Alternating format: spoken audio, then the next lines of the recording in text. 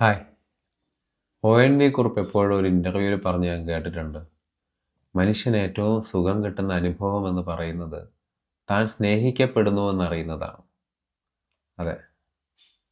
അപ്പോൾ അത് സ്നേഹത്തെപ്പറ്റി പറയാം. സ്നേഹം എന്താണെന്ന് സത്യം പറഞ്ഞാൽ ആളുകൾക്ക് ഇന്ന് വലിയ കൺഫ്യൂഷനാണ്. നമ്മൾ പലപ്പോഴും സ്നേഹമെന്ന് പറയുന്നത് തന്നെ ചിലപ്പോൾ സ്നേഹമായിരിക്കില്ല. നമ്മൾ സ്നേഹമായി കൊടുക്കുന്നത് തന്നെ മറ്റുള്ളവർക്കൊരു ഉപദ്രവമായിട്ട് മാറാറുമുണ്ട് അല്ലേ? അപ്പോൾ സ്നേഹം എവിടെ, എങ്ങനെ കൊടുക്കണം എന്ന് തന്നെ ഇപ്പോൾ ആളുകൾക്ക് അറിയാൻ പറ്റാത്തൊരു സാഹചര്യമുണ്ട്. സ്നേഹം എന്താണെന്ന് എന്നെ പഠിപ്പിച്ചത് എൻ്റെ ജീവിതത്തിലൂടെ കടന്നു വന്ന ഒരുപാട് സ്ത്രീകളാണ്. എൻ്റെ അമ്മയായാലും അമ്മൂമ്മയായാലും മാമിയായാലും അവരെല്ലാവരും എന്നെ പ്രൊട്ടക്റ്റ് ചെയ്ത് വളർത്തിയത് കൊണ്ടായിരിക്കാം അവരുടെ സ്നേഹം അറിഞ്ഞാണ് ഞാൻ വളർന്നത്.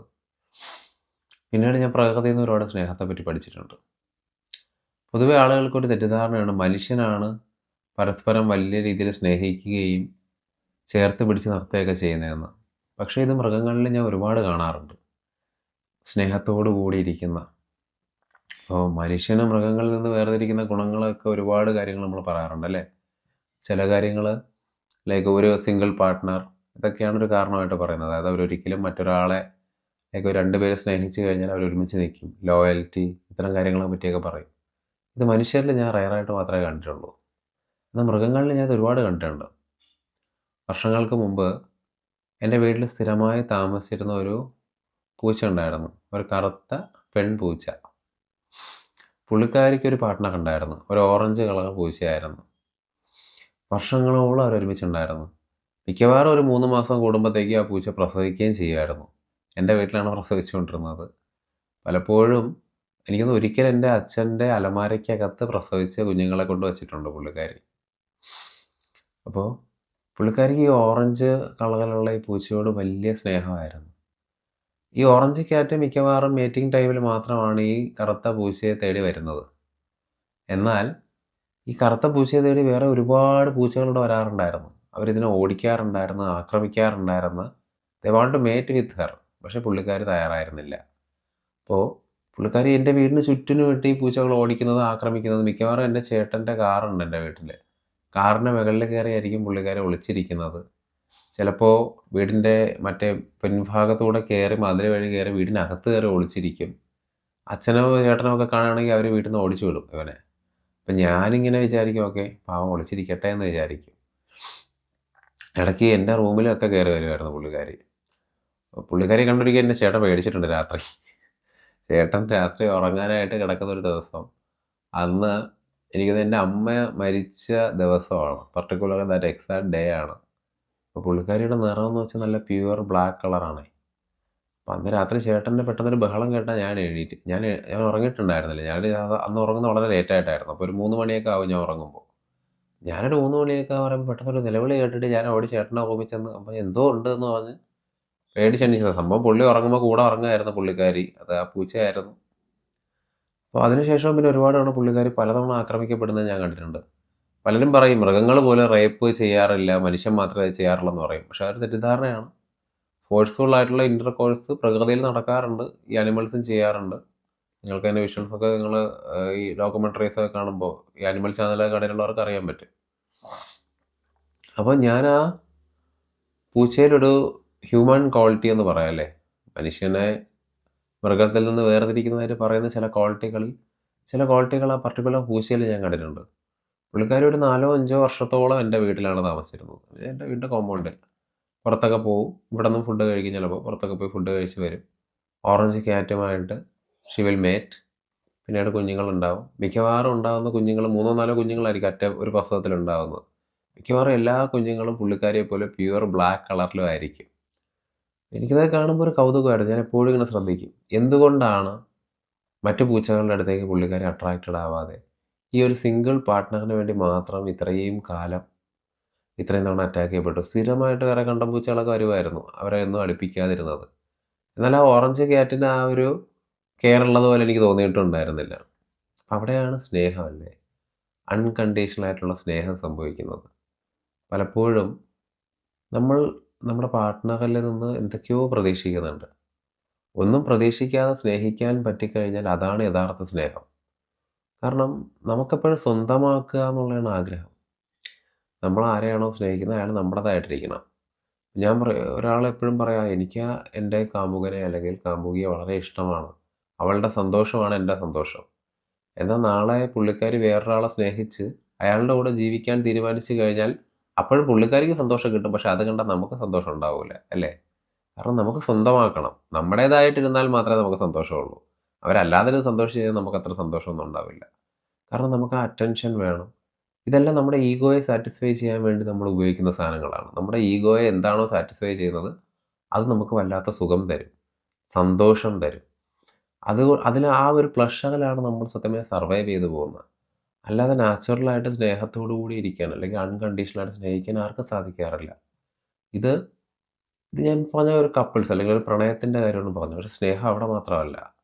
സ്നേഹം അച്ഛനും മക്കളും തമ്മിൽ, അമ്മയും മക്കളും തമ്മിൽ, അച്ഛനോട് നമുക്ക് അങ്ങോട്ടുണ്ടാകുന്ന പ്രേമം, അല്ലെങ്കിൽ സ്നേഹം, അല്ലെങ്കിൽ തിരിച്ച് ഇങ്ങോട്ടുണ്ടാകുന്ന സ്നേഹം, അല്ലെങ്കിൽ ഗുരുവും ശിഷ്യനും തമ്മിൽ, ഒരു ടീച്ചറും കുട്ടിയും തമ്മിൽ ഒക്കെ എല്ലായിടത്തും ഒരു സ്നേഹമുണ്ട്. സുഹൃത്തുക്കൾ തമ്മിൽ സ്നേഹമുണ്ട്.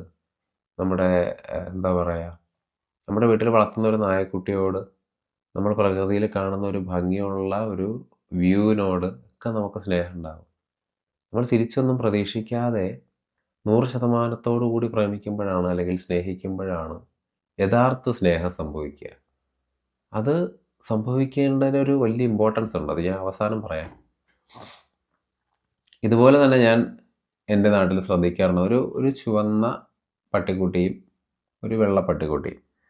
ഇവർ രണ്ടുപേരും എപ്പോഴും ഒരുമിച്ച് മാറ്റ് ചെയ്യുന്ന ആൾക്കാരാണ്. ഇവർക്ക് ഈ വെള്ള പട്ടിക്കുട്ടിയാണ് പെൺകുട്ടി. പുള്ളിക്കാരിക്ക് വേറെ പാർട്ട്നേഴ്സ് ഇല്ല. പുള്ളിക്കാരിക്ക് ഒരു സിംഗിൾ പാർട്ട്ണറേ ഉള്ളൂ. ആ പാർട്ട്ണർ എന്ന് പറയുന്നത് ഒരു ചുവന്ന പട്ടിക്കുട്ടിയാണ്. പുള്ളിക്കാരൻ ഇപ്പോൾ വളരെ മോശാവസ്ഥയിലാണ്. കാരണം ഹീസ് ഗെറ്റിംഗ് ഓൾഡ് ആൻഡ് പുള്ളിയുടെ പുറത്തൊക്കെ ഒരുപാട് അസുഖങ്ങളൊക്കെ വന്നു തുടങ്ങിയ നേരത്തെ ഉള്ളതാണ്, ഇപ്പോഴും ഉണ്ട്. അപ്പോൾ അവരെയും ഞാൻ ഇന്നലെ കാണാനുണ്ടായി. വർഷങ്ങൾക്ക് മുമ്പേ കാണുന്ന ആൾക്കാരാണ്. കോവിഡിനൊക്കെ മുമ്പേ കാണുന്നവരാണ് അവരെയും ഞാൻ ഇന്നലെ കാണാം. രണ്ടുപേരും തെരുവിൽ ജീവിക്കുന്നവരാണ്. അവരെയും ഞാൻ ഇന്നലെ കണ്ടു. അപ്പോൾ അവരും എന്നെ ഓർമ്മിപ്പിച്ചു, ഓക്കെ, സ്നേഹം എന്ന് പറയുന്നത് മനസ്സിലാക്കാൻ. പലപ്പോഴും ഞാൻ ശ്രദ്ധിച്ചിട്ടുണ്ട്, എന്നോട് പലരും ചോദിക്കാറുണ്ട്, ഈ ട്വിൻ ഫ്ലെയിം, സോൾമേറ്റ്, ഇതൊക്കെ സത്യമാണോ? ഈ ട്വിൻ ഫ്ലെയിമും സോൾമേറ്റും ഒക്കെ ഏകദേശം സിമിലർ കൺസെപ്റ്റാണ്. അവരോടൊക്കെ ഞാൻ അതിൻ്റെ ഒരു സയൻറ്റിഫിക് പാർട്ട് അല്ലെങ്കിൽ അതിൻ്റെ ഒരു സ്പിരിച്വൽ തീസിസ് ഒക്കെ പറഞ്ഞു കൊടുക്കാറുണ്ടെങ്കിലും ഞാൻ ആലോചിക്കും, why are they so concerned about it? അവരെന്തുകൊണ്ടായിരിക്കും ഈ ട്വിൻ ഫ്ലെയിമിനെ പറ്റി, ഈ ഒരു സോൾമേറ്റിനെ പറ്റിയൊക്കെ കൺസേൺഡ് ആവുന്നത്? കാരണം അവർക്കൊരു വാലിഡേഷൻ വേണം. അവരുടെ റിലേഷൻഷിപ്പ് കണ്ടിന്യൂ ചെയ്യും, അല്ലെങ്കിൽ അവർ സ്നേഹിക്കുന്ന ആൾ അവരുടെ കൂടെ എപ്പോഴും നിൽക്കുമെന്നുള്ളതിൻ്റെ ഒരു വാലിഡേഷനാണ് നോക്കുന്നത്. അല്ലെങ്കിൽ അവർ ഒരു പാർട്ട്ണർ ഉള്ള സമയത്ത് തന്നെ മറ്റൊരാളുമായിട്ട് അവർ കണക്ട് ചെയ്യുമ്പോൾ അവർക്കൊരു സംശയം തോന്നും, ഇതാണോ ഇനി എൻ്റെ സോൾമേറ്റ് എന്ന്. അപ്പോഴൊരു വാലിഡേഷൻ വേണം. ആ ഒരു വാലിഡേഷൻ കിട്ടിയാൽ ചിലപ്പോൾ അവരത് പ്രൊസീഡ് ചെയ്യാൻ തയ്യാറാണ്, അല്ലെങ്കിൽ അവർ തയ്യാറല്ല. ശരിക്കും മനസ്സിലാക്കേണ്ട ഒരു കാര്യം എന്താണെന്ന് വെച്ച് കഴിഞ്ഞാൽ, സ്നേഹം ഒരു വാലിഡിറ്റിയിലൂടെ പ്രവർത്തിക്കുന്ന ഒരു വസ്തുവൊന്നുമല്ല. നമുക്ക് ആത്മാർത്ഥമായിട്ട് ആരെയും സ്നേഹിക്കാൻ കഴിയണം. നമ്മൾ എന്തെങ്കിലും പ്രതീക്ഷിച്ചാണ് സ്നേഹിക്കുന്നതെങ്കിൽ അത് തെറ്റാണ്. നമുക്ക് സ്നേഹം എപ്പോഴും അൺകണ്ടീഷണലാണ്. കാരണം സ്നേഹത്തിന് ശരീരവുമില്ല, മനസ്സുമില്ല. ഇതിനൊക്കെ അതീതമായിട്ടുള്ള എക്സ്പീരിയൻസ്. സ്നേഹം മറ്റ് വികാരങ്ങളെക്കാളും ഏറ്റവും ഇമ്പോർട്ടൻ്റ് ആവുന്നത്, അതായത് ഈ ഒരു ലോകം, ഈ ശരീരം, മനസ്സ്, ഇതൊക്കെ മായയാണെന്ന് നമ്മൾ പറയുമ്പോൾ സ്നേഹത്തിന് മാത്രം ഒരു പ്രത്യേകത കൊടുക്കും. കാരണം സ്നേഹം ഈ പറഞ്ഞ പോലെ സമയത്തിനും ഈ പറഞ്ഞ പോലെ സ്പേസിനും അതീതമാണ്. കാലത്തിനും സമയത്തിനും ഒക്കെ അതീതമായിട്ട്, സ്ഥലകാലങ്ങൾക്ക് അതീതമായിട്ട് നിൽക്കുന്ന ഒരു കാര്യമാണ്. അതുകൊണ്ടാണ് രമണ മഹർഷിയെ പോലുള്ളവരൊക്കെ പറഞ്ഞത്, the real self, the ultimate reality, ശുദ്ധബോധാവസ്ഥ സ്നേഹമാണെന്ന് പറഞ്ഞത്. കാരണം സ്നേഹമെന്ന് പറയുന്നത് ഈ പറഞ്ഞ പോലെ മനസ്സിനെ ട്രാൻസെൻഡ് ചെയ്യുന്ന, മനസ്സിനപ്പുറത്തേക്ക് കൂടി സഞ്ചരിക്കുന്ന ഒരു വികാരമാണ്. നമുക്ക് ഈ സ്വന്തമാക്കാനുള്ള താല്പര്യം, ഒബ്സഷൻ, പൊസസീവ്നെസ്, ഇതൊന്നും സ്നേഹമല്ല. ഇതൊക്കെ സ്നേഹമാണെന്ന് തെറ്റിദ്ധരിക്കപ്പെടുകയും ഈ സിനിമയിലും സീരീസിലും ഒക്കെ ഇതിനെ ഗ്ലോറിഫൈ ചെയ്തൊക്കെ പോകുന്നത് ഞാൻ കണ്ടിട്ടുണ്ട്. ഇല്ല, അത് മനസ്സിൻ്റെ, നമ്മുടെ ഈഗോയുടെ ഒരു ഒബ്സഷനാണ്, ഈഗോയുടെ ഒരു വൈകല്യമാണ്. അത് സ്നേഹമാണെന്ന് തെറ്റിദ്ധരിക്കുന്ന ആളുകൾ ഒരുപാട് പേരുണ്ട്. യഥാർത്ഥ സ്നേഹം സംഭവിക്കുമ്പോൾ ആ സ്നേഹം എല്ലാം ട്രാൻസെൻഡ് ചെയ്ത് പോകും. എനിക്ക് കുട്ടിക്കാലത്ത് വളരെ ഇഷ്ടമുണ്ടായിരുന്നൊരു സിനിമയായിരുന്നു, ഇടയ്ക്ക് ദൂരദർശനിലൊക്കെ വരുന്നൊരു സിനിമ ഉണ്ടായിരുന്നു, ഒരു ചെറു പുഞ്ചിരി എന്ന് പറയും, എ സ്പ്ലെൻഡർ സ്മൈൽ എന്ന് പറയുന്ന സിനിമ. MD വാസുദേവൻ നായർ എഴുതി അദ്ദേഹം തന്നെ ഡയറക്റ്റ് ചെയ്ത സിനിമ. ഒടുവിൽ കൃഷ്ണനും അദ്ദേഹത്തിൻ്റെ വൈഫും കൂടി വയസ്സാം കാലത്ത് ഒരുമിച്ച് ജീവിക്കുന്ന കഥ പറയുന്ന ഒരു സിനിമ. ആ സിനിമ കണ്ടവർക്കൊക്കെ യഥാർത്ഥ സ്നേഹത്തിൻ്റെ ഒരു ഗ്ലിംസ് അവിടെ ഫീൽ ചെയ്യാൻ കഴിയും.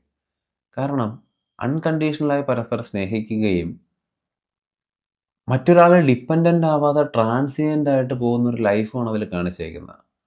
നിങ്ങൾ ആ സിനിമ കണ്ടിട്ടുണ്ടെങ്കിൽ ഉറപ്പായിട്ടും നിങ്ങൾക്ക് വളരെ വിഷമമുണ്ടായ ഒരു സീൻ ആ സിനിമയിലുണ്ട്. കാരണം നമ്മുടെ ഈ നായകനായ ഒടുവിൽ ഉണ്ണികൃഷ്ണൻ എന്ന് പറയുന്ന പുള്ളി ചെയ്ത കഥാപാത്രം മരണപ്പെടുകയാണ് ആ സിനിമയിൽ. അപ്പോൾ ആ സിനിമയുടെ തുടക്കത്തിലൊക്കെ കാണിക്കും, ഒടുവിൽ ഉണ്ണികൃഷ്ണനാണ് ആ വൈഫിനെ ടേക്ക് കെയർ ചെയ്യുന്നത്, പുള്ളിക്കാരിയുടെ കാര്യങ്ങളെല്ലാം ചെയ്യുന്നത്, പുള്ളിക്കാരിക്ക് വേണ്ടതെല്ലാം വച്ചു കൊടുക്കുന്ന അദ്ദേഹമാണ്. പക്ഷേ ആ സിനിമയിൽ പുള്ളിക്കാരൻ മരിക്കുമ്പോൾ നമ്മൾ വിചാരിക്കും okay she is going to be helpless. കാരണം പുള്ളിക്കാരി അദ്ദേഹത്തിനുള്ള ഡിപ്പെൻഡൻ്റ് ആയിരുന്നു. പുള്ളിക്കാരുടെ കാര്യങ്ങളെല്ലാം നോക്കിയിരുന്നത് അവർക്ക് എന്തെങ്കിലും വയ്യായിക വന്നാൽ നോക്കിയിരുന്നത് അദ്ദേഹമല്ല. ഇനി അവരെന്ത് ചെയ്യും, അവരുടെ ജീവിതവും അതിന് ആ നിമിഷം അവസാനിച്ചു പോകുമെന്നൊക്കെ നമുക്ക് സംശയം തോന്നും. പക്ഷേ എന്നാൽ ആ സിനിമയുടെ അവസാനം കാണിക്കുന്നത് അദ്ദേഹം മരണപ്പെട്ടതിന് ശേഷവും ഒറ്റയ്ക്ക് ജീവിക്കാൻ തയ്യാറായി തൻ്റെ കാര്യങ്ങൾ പെർഫെക്റ്റായി ഒറ്റയ്ക്ക് ചെയ്ത് തുടങ്ങുന്ന ആ അമ്മയുടെ കഥയാണ് കാണിക്കുന്നത്. കാരണം എന്താണ്, പുള്ളിക്കാരി അദ്ദേഹത്തെ സ്നേഹിച്ചിരുന്നു. അന്ന് അവരങ്ങനെയായിരുന്നെങ്കിലും ആ ഒരു ഡിപ്പെൻഡൻസ് അദ്ദേഹം ഇല്ലെങ്കിലും പുള്ളിക്കാരിക്ക് ആ സ്നേഹത്തിൽ ജീവിക്കാൻ കഴിയും.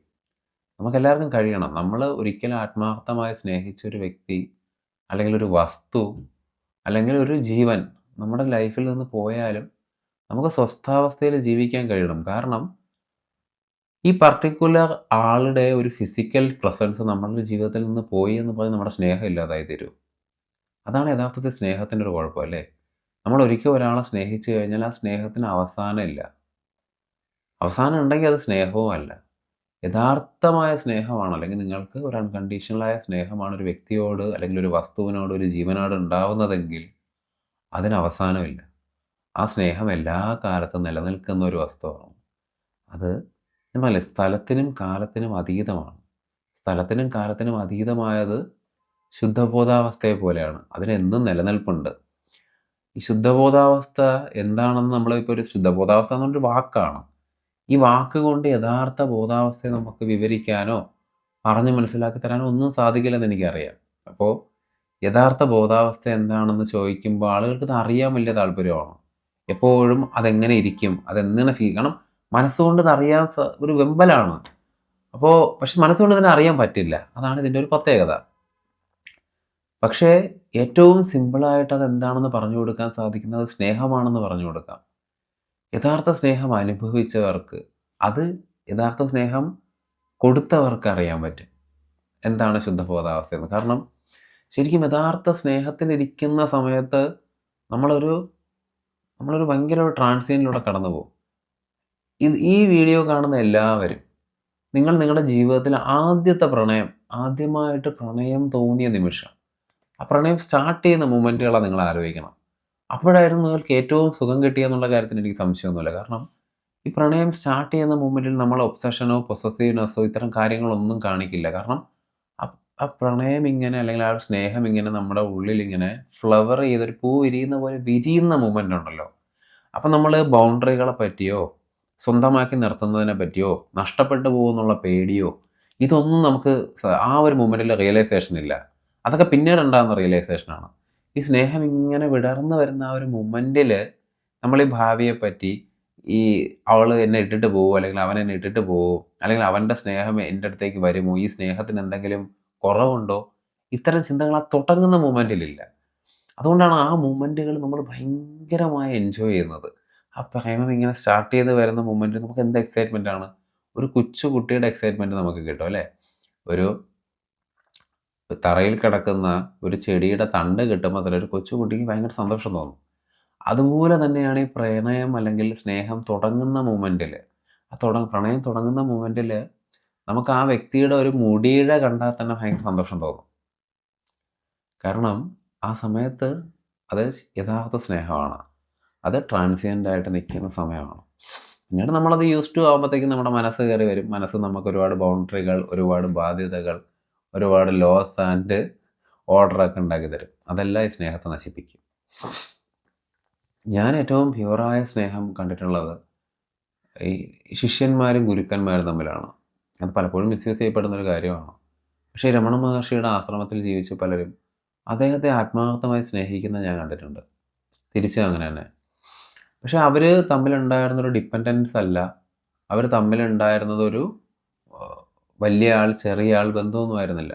അണ്ണാമലൈ സ്വാമിയെ പോലുള്ള രമണ മഹർഷിയുടെ അടുത്തുനിന്ന് ബോധോദയം നേടിയ സന്യാസിമാർ പലരും അദ്ദേഹവുമായിട്ട് വഴക്കൊക്കെ കൂടുമായിരുന്നു. രമണ മഹർഷി ആരോടും തർക്കിക്കാറുണ്ടായിരുന്നില്ലെങ്കിൽ പോലും അവർ അദ്ദേഹത്തോട് ദേഷ്യപ്പെട്ടൊക്കെ സംസാരിച്ചിട്ടുണ്ട്. നിങ്ങൾ എന്തുകൊണ്ട് എനിക്കിത് പറഞ്ഞു തരുന്നില്ല, എന്തേ മനസ്സിലാകുന്നില്ല എന്ന്. പക്ഷേ അതെല്ലാം മനസ്സിലാക്കാനും അതെല്ലാം അക്സെപ്റ്റ് ചെയ്യാനും അതെല്ലാം സ്നേഹത്തോടു കൂടി മാത്രം ഡീൽ ചെയ്യാനുള്ള കേപ്പബിലിറ്റി രമണ മഹർഷിക്ക് ഉണ്ടായിരുന്നു. ഞാൻ എന്ത് ചെയ്താലും ഭഗവാൻ അക്സെപ്റ്റ് ചെയ്യുകയും എന്നോട് ക്ഷമിക്കുകയും ചെയ്യുന്നുള്ള വിശ്വാസം ഈ പറയുന്ന ഭക്തന്മാർക്ക് ഉണ്ടായിരുന്നു. പലർക്കും അറിയാത്തൊരു കഥ ഞാനിവിടെ പറയാം. രമണ മഹർഷിക്കെതിരെ ഒരാൾ കേസ് കൊടുത്തിട്ടുണ്ടായിരുന്നു. രമണാശ്രമം തൻ്റെയാണ് എന്ന് പറഞ്ഞിട്ട്. ആ കേസ് ഒരുപാട് വർഷം കോടതിയിൽ പോവുകയും അവസാനം രമണാശ്രമത്തിന് അനുകൂലമായിട്ട് വിധി വരികയും ചെയ്തു. ഇത് രമണ മഹർഷി ജീവിച്ചിരുന്ന കാലത്ത് സംഭവിച്ചതാണ്. രമണ മഹർഷിയുടെ ആ ശിഷ്യൻ്റെ പേരിപ്പം ഞാൻ അവിടെ പറയുന്നില്ല. രമണ മഹർഷിക്ക് ഒരു ശിഷ്യനുണ്ടായിരുന്നു. അല്ലെങ്കിൽ രമണ മഹർഷിയെ കണ്ട് അട്രാക്റ്റഡ് ആയ അദ്ദേഹത്തിൻ്റെ അടുത്തേക്ക് വന്ന ഒരു രമണ മഹർഷിയേക്കാൾ കുറച്ചുകൂടി പ്രായമുള്ളൊരു വ്യക്തി. അദ്ദേഹം രമണ മഹർഷിയെ വല്ലാതെ സ്നേഹിച്ചു. രമണ മഹർഷിയോട് അദ്ദേഹത്തിന് ഭയങ്കര ഒബ്സഷൻ ആയിരുന്നു ഉണ്ടായിരുന്നത്. സ്നേഹമല്ല, ഒബ്സഷൻ എന്ന് തന്നെ പറയാം. ഒരിക്കൽ ഈ രമണ മഹർഷിയുള്ള ഒരു ഗുഹയിൽ, അവിടെ ഒരുപാട് ഗുഹകളൊക്കെ ഉണ്ട്, അറിയാമല്ലോ. അവിടെ ഇരിക്കുന്ന സമയത്ത് അദ്ദേഹത്തിന് ലൂസ് മോഷൻ, ഡയറിയ ഉണ്ടാവുകയും അപ്പോൾ ഇദ്ദേഹം ഇങ്ങനെ ക്രോൾ ചെയ്ത് വെളിയിലേക്ക് ഇറങ്ങുമ്പോൾ അറിയാതെ ഇങ്ങനെ ബോഡി ഫ്ലൂയിഡ്സ്, ഫീക്കൽ മാറ്റേഴ്സ് പുറത്തേക്ക് പോകുമായിരുന്നാണ് പറയുന്നത്. അപ്പം അത് തന്നെ ഈ കൈ കൊണ്ട് താഴെ വീഴാതെ പിടിച്ച വ്യക്തിയാണ് അദ്ദേഹത്തിൻ്റെ ഈ ശിഷ്യനെന്ന് പറഞ്ഞ് ഞാൻ കേട്ടിട്ടുണ്ട്. അങ്ങനെ കഥകളുണ്ട്. ഡേവിഡ് ഗോഡ്മാൻ തന്നെ അത് പറഞ്ഞ് ഞാൻ കേട്ടിട്ടുണ്ട്. അപ്പോൾ അത്രയ്ക്കും സ്നേഹമുണ്ടായിരുന്ന ആ വ്യക്തി തന്നെ പിന്നീട് രമണ മഹർഷിക്കെതിരെ വലിയ ദേഷ്യത്തിലേക്ക് അദ്ദേഹം പോയി. അദ്ദേഹത്തിന് രമണ മഹർഷിയുടെ അടുത്തേക്ക് മറ്റൊരുപാട് പേര് വരികയും തൻ്റെ അടുത്തുള്ള രമണ മഹർഷിയുടെ ശ്രദ്ധ കുറയുന്നു എന്ന് പറഞ്ഞപ്പോഴത്തേക്ക് അദ്ദേഹത്തിന് രമണ മഹർഷിയോട് ദേഷ്യം തോന്നി, വെറുപ്പ് തോന്നി. അദ്ദേഹം രമണ മഹർഷിക്കെതിരെ ഒരുപാട് പ്രചാരങ്ങൾ നടത്തി. രമണ മഹർഷിയുടെ ഈ രമണാശ്രമം എൻ്റെ ആണെന്ന് പറഞ്ഞ് അദ്ദേഹം കൊണ്ട് കേസ് കൊടുത്തു. ഞാനാണ് ഇതിൻ്റെ ആൾ, എനിക്ക് തന്നെ ഇത് വേണം, ഞാനാണ് ഇവിടുത്തെ കാര്യങ്ങൾ തീരുമാനിക്കുന്നത് പറഞ്ഞ് കേസൊക്കെ കൊടുത്തിട്ടുണ്ടായിരുന്നു അദ്ദേഹം. അത് കഴിഞ്ഞിട്ട് അദ്ദേഹം ആ കേസ് രമണ മഹർഷിക്ക് അനുകൂലമായിട്ട് വിധി വന്നപ്പോൾ, അല്ലെങ്കിൽ രമണാശ്രമത്തിന് അനുകൂലമായിട്ട് വിധി വന്നപ്പോൾ അദ്ദേഹത്തിന് പിന്നെയും ഭയങ്കര ഇറിറ്റേഷൻ ഉണ്ടായി. അദ്ദേഹം പിന്നെ എന്ത് ചെയ്തെന്ന് വെച്ച് കഴിഞ്ഞാൽ ഈ രമണ മഹർഷിക്കെതിരെ ഒരു ബുക്ക് എഴുതി. ഇദ്ദേഹം ശരിയല്ല, ഇദ്ദേഹം ഒരു വളരെ മോശപ്പെട്ട ആളാണെന്ന് പറഞ്ഞ് ഒരുപാട് കഥകളൊക്കെ എഴുതി. അദ്ദേഹം മറ്റുള്ളവരുടെ വസ്തുക്കളൊക്കെ തട്ടിയെടുക്കാനിരിക്കുന്ന ആളാണെന്ന് പറഞ്ഞ് കഥയൊക്കെ എഴുതി ഒരു ബുക്ക്ലെറ്റ് ഉണ്ടാക്കി രമണാശ്രമത്തിൻ്റെ ഫ്രണ്ടിൽ കൊണ്ട് വിൽക്കാൻ തുടങ്ങി അദ്ദേഹം, രമണ മഹർഷിയെ കാണാൻ വരുന്നവരെ. ഇപ്പോൾ രമണ മഹർഷിയുടെ മറ്റ് ഭക്തന്മാർക്ക് സ്വാഭാവികമായ ദേഷ്യം ഉണ്ടാവും. ഇദ്ദേഹത്തെ ആക്രമിക്കാനൊക്കെ തയ്യാറെടുത്തതാണ്. രമണ മഹർഷി അവരോട് പറഞ്ഞു, ഒരിക്കലും ചെയ്യരുത്, അദ്ദേഹം ആ ബുക്ക് അവിടെ വിൽക്കണം, അതാണ് സംഭവിക്കേണ്ട കാര്യം, അതുകൊണ്ട് അതവിടെ വിൽക്കണം. ആ ബുക്ക് കണ്ട ഒരാളെങ്കിലും ഇവിടേക്ക് വരാതിരുന്നു കഴിഞ്ഞാൽ എൻ്റെ ജോലി വളരെ എളുപ്പമായെന്നാണ് പറയുന്നത്. കാരണം അറിയണമെന്നുള്ളവൻ എന്തായാലും വരും, അല്ലാത്തവൻ അത് വായിച്ചിട്ട് തിരിച്ച് മടങ്ങി പോകുമായിരിക്കും. എന്തെങ്കിലും മിറാക്കിൾ പ്രതീക്ഷിച്ച് വരുന്നവൻ പോകുന്നെങ്കിൽ പൊയ്ക്കോട്ടെ എന്ന് തന്നെ വിചാരിച്ച് അദ്ദേഹം ഇരുന്നു. കാലക്രമേണ അദ്ദേഹത്തിന് പ്രായം കൂടി. രമണ മഹർഷിയല്ല, അദ്ദേഹത്തിൻ്റെ ശത്രുവായിട്ടിരുന്ന വ്യക്തി, അദ്ദേഹത്തിൻ്റെ പഴയ ശിഷ്യൻ. പിന്നീട് അദ്ദേഹം വയസ്സായി അവശനിലയിലായി. അദ്ദേഹം മരണപ്പെടാറായപ്പോൾ അദ്ദേഹത്തിന് രമണ മഹർഷിയെ കാണണമെന്ന് ആഗ്രഹം തോന്നി. അങ്ങനെ ഒരു കാളവണ്ടിയിൽ അദ്ദേഹം രമണാശ്രമത്തിലേക്ക് വന്നു. അപ്പോൾ അദ്ദേഹത്തിന് അകത്തേക്ക് കയറ്റാൻ, അല്ലെങ്കിൽ സത്യം പറഞ്ഞാൽ ഈ അദ്ദേഹത്തിൻ്റെ അന്ന് നോക്കിയിരുന്ന ആളുകൾ രമണാശ്രമത്തിൽ കൊണ്ട് ഉപേക്ഷിക്കുകയാണ് ആദ്യം ചെയ്തത്. നിങ്ങൾ ഒരു കാളവണ്ടി കയറ്റി അങ്ങ് വിട്ടു, കാളവണ്ടി കയറ്റി വിട്ടിട്ട് നിങ്ങളെന്തോ ആയിക്കോളൂ എന്ന് പറഞ്ഞു. അപ്പോൾ രമണാശ്രമം അയാൾ അക്സെപ്റ്റ് ചെയ്യാൻ തയ്യാറായില്ല, തിരിച്ചയച്ചിട്ട് ഇപ്പോൾ രമണ മഹർഷി ഇതിലൊന്നും അഭിപ്രായമൊന്നും പറയുന്ന ആളൊന്നുമില്ല. അദ്ദേഹം സംഭവിക്കട്ടെ എന്ന് പറഞ്ഞിരിക്കുന്ന ആളാണ്. അദ്ദേഹം ഒന്നും അഭിപ്രായം പറയാറില്ല. പക്ഷേ പിന്നെയും കുറച്ച് നാൾ കഴിഞ്ഞപ്പോൾ അദ്ദേഹം വളരെ അവശനിലയിലായപ്പോൾ അദ്ദേഹത്തിന് രമണ മഹർഷിയെ കാണുന്നൊരു റിക്വസ്റ്റ് പറഞ്ഞ് അദ്ദേഹത്തിനെ വീണ്ടും കാളവണ്ടിയിൽ രമണാശ്രമത്തിലേക്ക് കൊണ്ടുവന്നു. അപ്പോഴും രമണ മഹർഷിയുടെ ശിഷ്യന്മാർ അദ്ദേഹത്തിനെ അങ്ങോട്ട് കയറ്റാൻ, ഇദ്ദേഹത്തിന് ഇവിടെ കൊണ്ടുവരാൻ പറ്റില്ല, രമണ മഹർഷിയെ കാണിക്കാൻ പറ്റില്ല എന്ന് അദ്ദേഹം വളരെ ദേഷ്യത്തോടു കൂടി പറഞ്ഞു. പക്ഷെ അപ്പോഴത്തേക്ക് രമണ മഹർഷി പുറത്തേക്ക് ഇറങ്ങി വന്നു. അദ്ദേഹത്തിന് അറിയാം ഹീസ് വെയിറ്റിംഗ് ഫോർ ഹിം എന്നറിയാം. രമണ മഹർഷി പുറത്തേക്ക് ഇറങ്ങി വന്ന് ഈ വ്യക്തിയുടെ അടുത്തേക്ക് നടന്നു വന്നു. അപ്പോൾ അദ്ദേഹം കരഞ്ഞുകൊണ്ട് രമണ മഹർഷിയോട് പറഞ്ഞു എന്നാണ് പറയുന്നത്, ഞാൻ തെറ്റ് ചെയ്തു, എന്നോട് ക്ഷമിക്കണമെന്ന് പറഞ്ഞു. രമണ മഹർഷി ഒന്നും പറഞ്ഞില്ല, അദ്ദേഹം ചിരിച്ചുകൊണ്ടിരുന്നു. എന്നിട്ട് അദ്ദേഹം ഒന്നുകൂടി പറഞ്ഞു, ഞാൻ ഇത്രയും പാപം ചെയ്ത ഞാൻ നരകത്തിലേക്കാണ് പോകാൻ പോകുന്നതെന്ന് പറഞ്ഞു. അപ്പോൾ മാത്രം രമണ മഹർഷി ഒരു കാര്യം പറഞ്ഞു, നീ എവിടെ പോയാലും നിൻ്റെ കൂടെ അവിടെ ഞാനുണ്ടാവും. അതാണൊരു റിയൽ സ്നേഹം, അല്ലേ? റിയൽ ലവ് എന്ന് പറയുന്നത് അതാണ്. കാരണം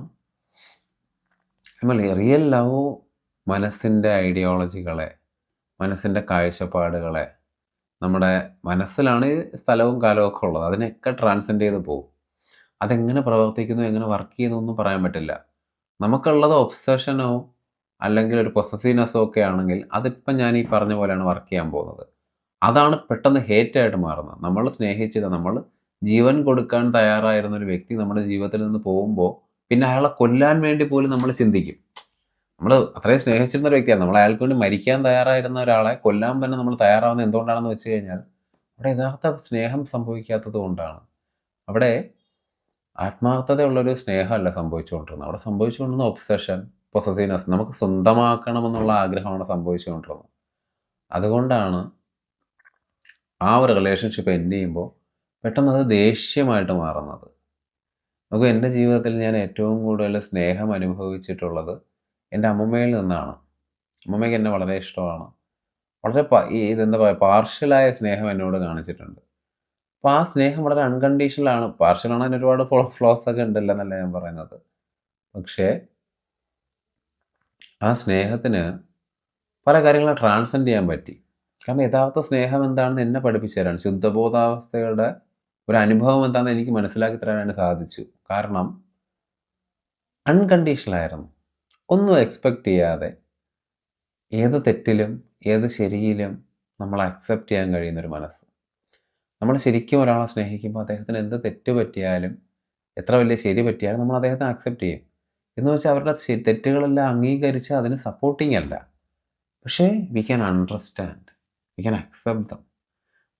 നമ്മുടെ ഒരു ചെറിയ ഇൻകൺവീനിയൻസ് ഉണ്ടായിക്കഴിഞ്ഞാൽ, നമ്മൾ വിചാരിക്കുന്ന രീതിയിലല്ലാതെ ഒരു ചെറിയ ബിഹേവിയർ അവരിൽ നിന്ന് ഉണ്ടായിക്കഴിഞ്ഞാൽ തന്നെ നമ്മൾ സ്നേഹിക്കുമെന്നൊന്നും നമ്മൾ പറയുന്ന ആളുകളോട് തന്നെ നമുക്ക് സ്നേഹത്തോടു കൂടി പെരുമാറാൻ പറ്റില്ല. അതിനൊരു പ്രധാന കാരണം നമ്മൾ പലപ്പോഴും ഒരു വ്യക്തിയെ നമ്മൾ ആദ്യം കാണുമ്പോൾ അവരോട് സംസാരിക്കുമ്പോൾ, അല്ലെങ്കിൽ ഇപ്പോൾ എൻ്റെ ഈ വീഡിയോ കാണുമ്പോൾ തന്നെ നിങ്ങൾക്ക് എന്നെപ്പറ്റി ഒരു ഇമേജ് ഉണ്ടാക്കും. നിങ്ങളുടെ മനസ്സിൽ ഇയാൾ ഇങ്ങനെയാണ്, അല്ലെങ്കിൽ ഇയാൾ ആത്മീയപരമായ കാര്യങ്ങളൊക്കെ പറയുന്നു, അപ്പോൾ ഇയാളൊരു വലിയ സാത്വിക മനുഷ്യനാണ്. അങ്ങനെ ഒരു ഇമേജ് ഉണ്ടാക്കി കഴിഞ്ഞാൽ പിന്നെ നമ്മൾ ഇയാളെ കാണുമ്പോൾ അല്ലെങ്കിൽ ഇയാളോട് ഇടപഴകുമ്പോൾ ആ ഒരു ഇമേജിന് മാച്ച് ആവാത്ത എന്തെങ്കിലും ഒരു കാര്യം ഇയാൾ ചെയ്ത് കഴിഞ്ഞാൽ നമുക്ക് അക്സെപ്റ്റ് ചെയ്യാൻ പറ്റില്ല. നമുക്കൊക്കെ ഇയാളൊരു ഫ്രോഡാണെന്നൊക്കെ തോന്നും, അല്ലെങ്കിൽ അയാളോട് സ്നേഹം ഡിമിനിഷ് ചെയ്ത് പോകും. കാരണം ഈ ഇമേജുകളെല്ലാം ക്രിയേറ്റ് ചെയ്യുന്ന മനസ്സാണ്. നമ്മുടെ മനസ്സിൽ നമ്മളെ പറ്റി തന്നെ ഒരു ഇമേജ് ഉണ്ട്, അതുപോലെ മറ്റുള്ളവരെ പറ്റി കുറേ ഇമേജുകളുണ്ട്. ഈ ഇമേജുകൾ തമ്മിൽ നടക്കുന്ന സ്നേഹത്തിന് ഒരു വാലിഡിറ്റി ഇല്ല, അതൊന്നും യാഥാർത്ഥ്യവും അല്ല.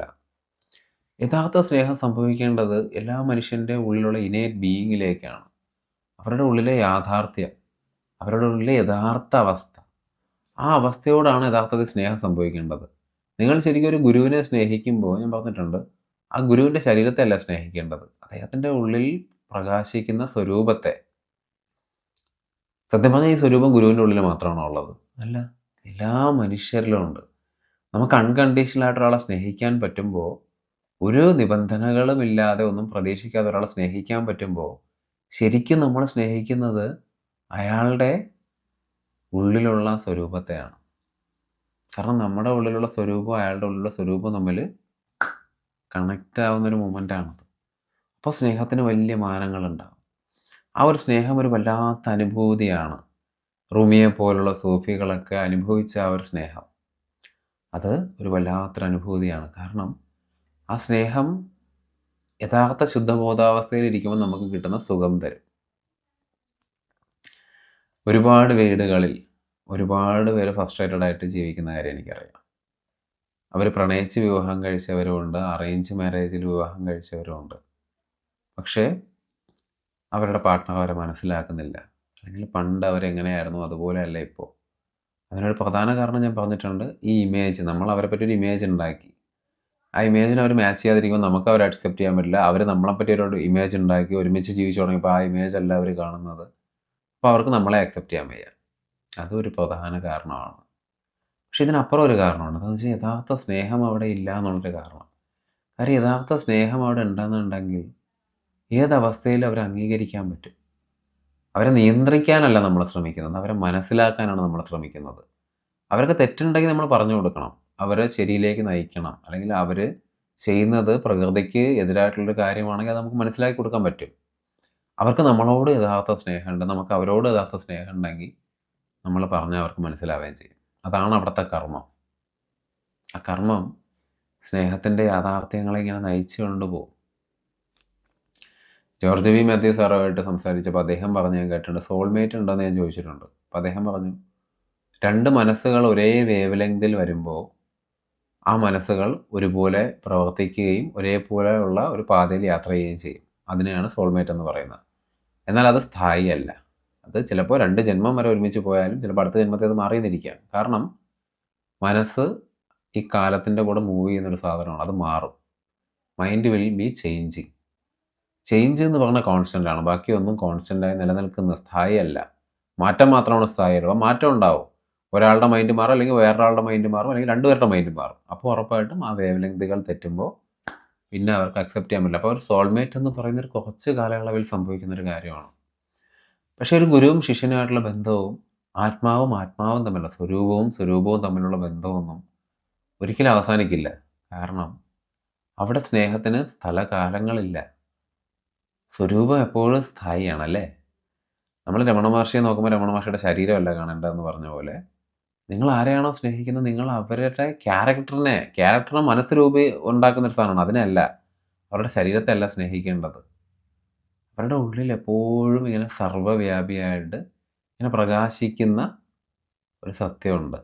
ആ സത്യത്തെയാണ് നിങ്ങൾ സ്നേഹിക്കുന്നതെങ്കിൽ, നിങ്ങൾ അറിഞ്ഞോ അറിയാതെയോ അതിനെ സ്നേഹിച്ചു കഴിഞ്ഞാൽ എല്ലാത്തിനെയും ട്രാൻസെൻഡ് ചെയ്യുന്നൊരു അനുഭവമായിരിക്കും അത്. ആ അനുഭവത്തിൽ നിങ്ങൾക്ക് ഒരുപാട് കാലം ജീവിക്കാൻ സാധിക്കും. ശരിക്കും പറഞ്ഞാൽ ശുദ്ധബോധാവസ്ഥയിലേക്ക് നിങ്ങൾ നയിക്കാൻ സാധിക്കും. ഇപ്പോൾ റുമിയുടെ കാര്യം തന്നെ ഞാൻ വീണ്ടും പറയുന്നത് അതുകൊണ്ടാണ്.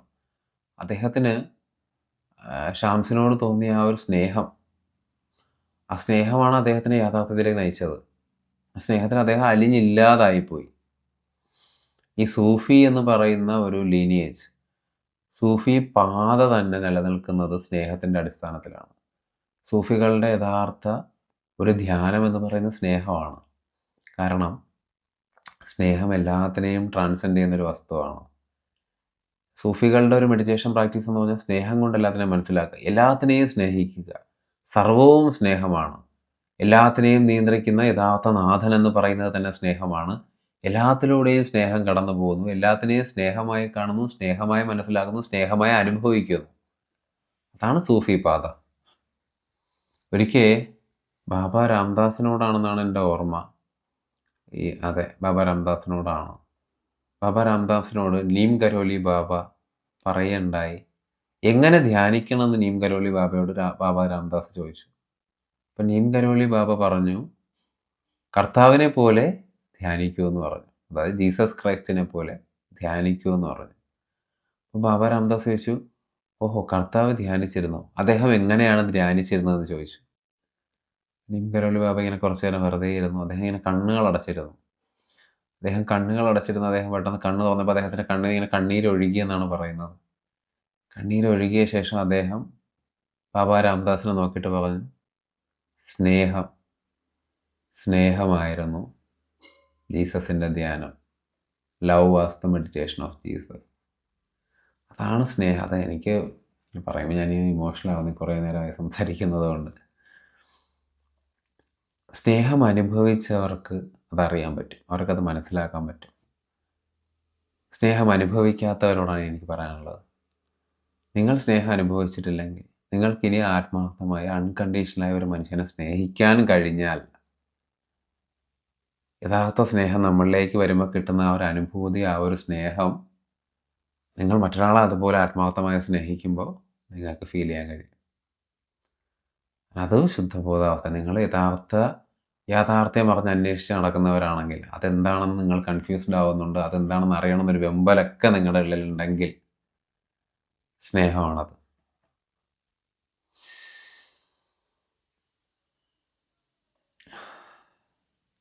Thank you.